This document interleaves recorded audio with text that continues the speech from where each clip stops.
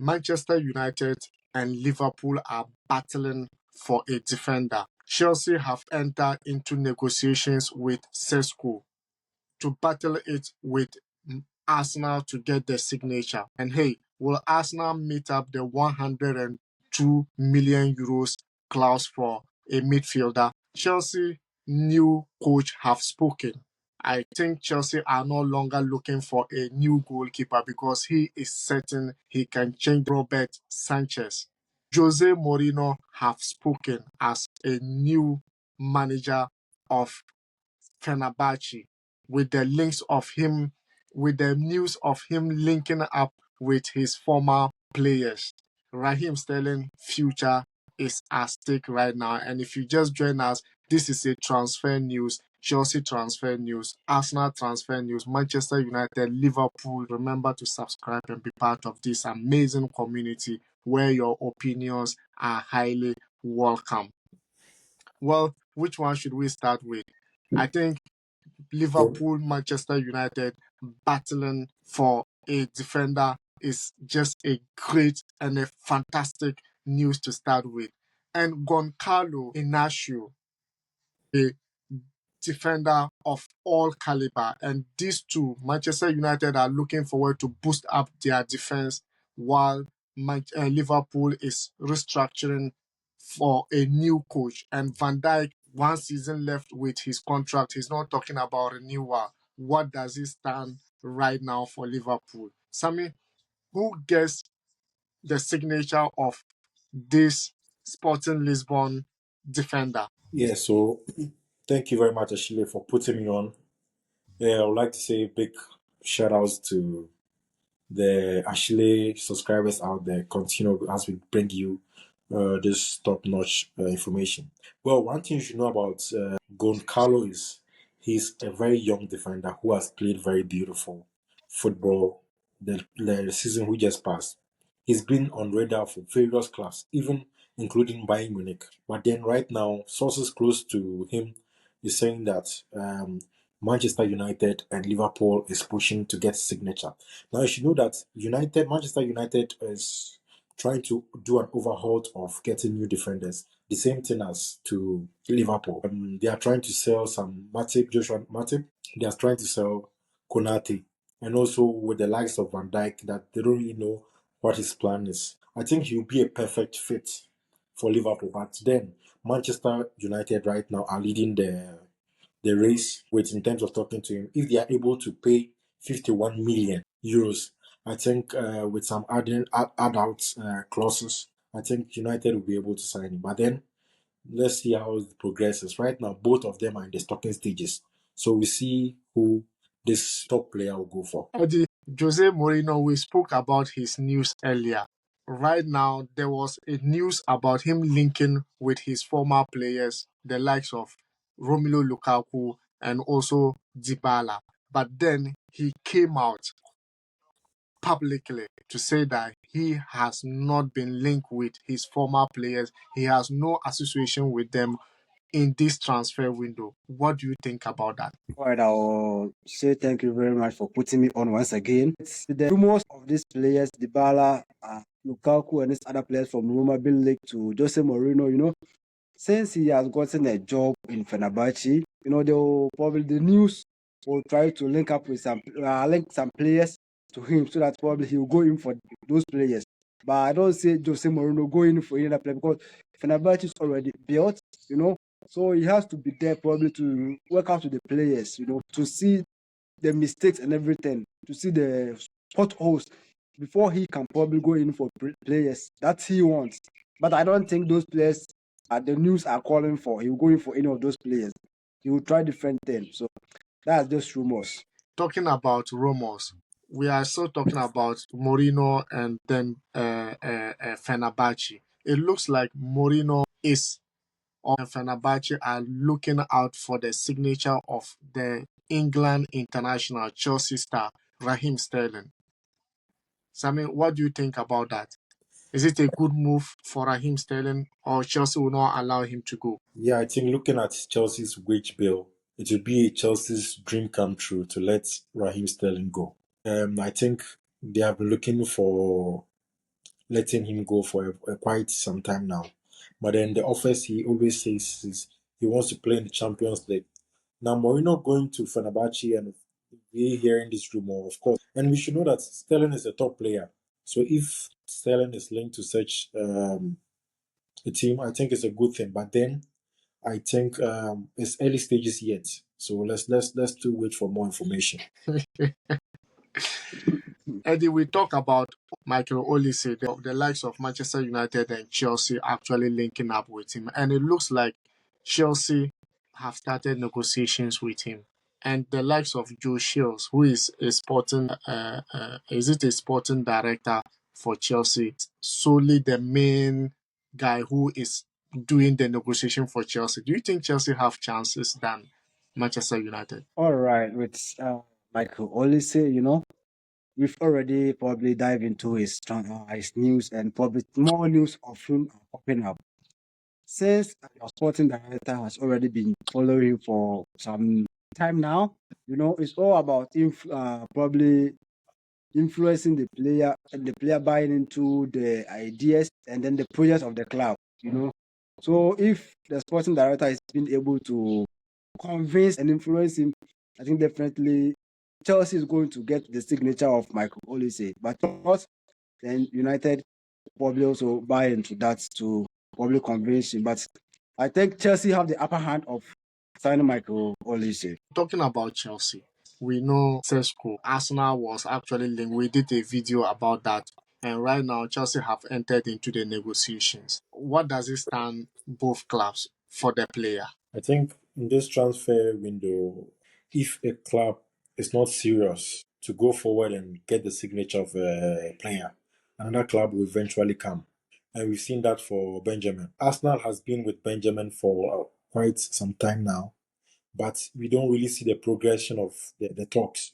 But today, information reaching me from sources close to Benjamin is that when they heard that Chelsea approached him, now Arsenal is talking to him 24/7. So from yesterday to today, Arsenal is also on Benjamin to get a signature. But then it's also a good thing from Chelsea because Chelsea is also looking for a prolific young striker. And I think he fits the profile of who they are looking for. But then, as I said, it's still early days. We will see how it ends. Still with Chelsea, Maresca, the new coach, have spoken, and then it looks like he likes Robert Sanchez. Chelsea being linked with other goalkeepers, and he came out to speak publicly. He still trusts Robert Sanchez. He can change him into the prolific goalkeeper that Chelsea is looking for. Eddie, do you think Robert Sanchez have the chance to still perform at the highest club? Because we all know what Petrovic did last season under Mauricio Pochettino. Yeah, he can still do it. Why not? Well, sometimes it all depends on getting the chance to prove yourself. And since he has been the favorite of Moresca, I think definitely he's going to give him the chance probably to be the first keeper and get the enough playing time that he deserves. Petrovic last season proved himself to be the number one goalkeeper for Chelsea. But I think the sport is going to be a very tight sport for these two keepers. I think they are going to fight. So that's why he said he's going to bring the best out of him. Because if it's a competition between, I think, these two keepers, that's when I think everybody will step up their performance. Then I think it's going to take him to that level and that pace on that place. I think Moresca is speaking of. So why not? You can do it. Before we come to Arsenal 102 million midfielder, we need to deal with Kevin De Bruyne. I'm going to quote him. He said, "If I play in Saudi for 2 years, I will be able to earn an incredible amount. Before that, I had to play football for 15 years. I may not even reach that amount yet." Just a few days ago, we made a video about Kevin De Bruyne, advisor in Saudi Pro League, talking and having conversation with team clubs. Sammy, does it mean that Kevin De Bruyne is ready to move? I don't think he's ready to leave the EPL yet. He still have a lot to offer. But then you should know that the lifespan of a footballer is too short. So whilst you're approaching the very end of your powers, you need to start looking for money. That is why Yeah, people go to the Saudi Pro League and go to the MLS. Some also go to China. And it's a good thing for them. But for him, his movement right now, I think he still have approximately 2 seasons more to give to the EPL before he moves. But then if City feels that they are okay enough to rely on Phil Foden, I think maybe he can play a season and he might go the following season. But for me personally, I think he has 2 seasons more to give. Eddie. Yeah, I think what Kevin De Bruyne came out to say is very, very true. Since this Saudi Pro League came into the transfer market, I think they've been pulling out a huge, huge offers for players and convincing players to probably play for them. And in their contracts, sometimes they don't even disclose everything. And with Kevin De Bruyne League in this transfer market, I think he's going to consider it, but not now. He still has something to offer. Kevin De Bruyne can be in the Premier League for I think some seasons before he consider. I think he will go there probably to look for the money as he wants and probably retire over there. So he still has something to offer us. But I think at the end round, he's going to consider that offer. Arsenal have linked with Benfica midfielder. We all know Benfica, how their transfer is like. When they tell you this is the amount, they expect you to pay that amount. Sometimes they don't even want you to say, oh, you want to pay, do part payment or schedule the payment. They just want that amount. And Joao Neves actually a midfielder, and his release clause is 102 million euros. And Arsenal are linked with this player. Do you think Arsenal is ready to pay such amount for a midfielder? Yeah, Arsenal don't have that money. And if they have that money, I don't see them buying or going to get a player like this. The rumor started in January when Manchester United was linked with that player. Neves, they started talking to him, but then the conversation fell short. And then we realized that Arsenal picked up. But now, information even reaching me right now is Liverpool are now leading the race. Liverpool are trying to get the signature of Neves. And so it's now going to be a battle of who can pay more. And that is what every club wants, especially Benfica. When Benfica sees that, okay, I have two top clubs coming for this man. He's a youngster, he's 19 years old, a young guy, a very good midfielder. But then they continue to have that tug of war. That means his money is going to increase. Even if they are not going to pay that 102 million, at least they are going to get somewhere close to 70 to 90 million. And that is, for me, is too much for Neves. Yeah, it's too much for Neves. The same thing Liverpool did to Caicedo, inflated Caicedo price, and Chelsea had no option than to match up with what Liverpool was offering and even to add a little bit on top of before they release. Now it means that Liverpool coming on, the price will definitely inflate. Eddie, your take on that? Yeah, as we all know, the price is probably too much for such a young talent. And now two big clubs are fighting for him. And since two clubs are fighting for, I think the price tag probably or the release clause is probably going to increase. And if Arsenal really want him, I think they have no other option and probably pay everything and probably get the player. If not, I think then Liverpool on the other hand will probably do the same, pay, then probably take the player. So that's it. And if agreement is not being reached, I think the player will still stay. And if Benfica get what they want, that's when they are going to release the player. So it's going. Let's relax and probably enjoy this battle between Liverpool and probably Arsenal. So, and right now that with Benjamin Sissoko, Chelsea is also looking at Jhon Duran of forward out of Aston Villa.